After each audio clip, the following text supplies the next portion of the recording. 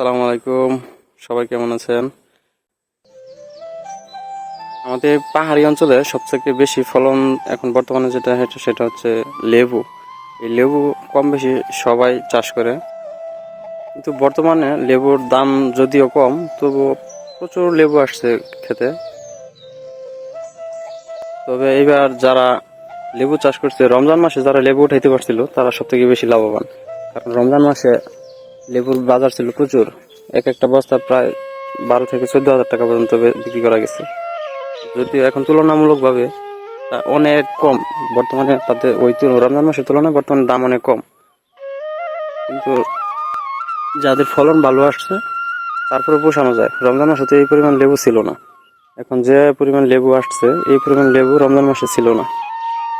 এখনো লেবু আছে, প্রচুর লেবু আসছে, প্রত্যেকটা গাছে অনেক লেবু।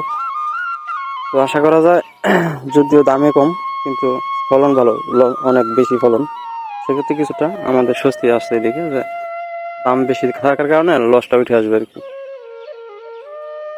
তো ঘুরে ঘুরে দেখানোর চেষ্টা করলাম আমাদের লেবু বাগানটা। সবাই ভালো থাকবেন, সুস্থ থাকবেন। আসসালামু আলাইকুম।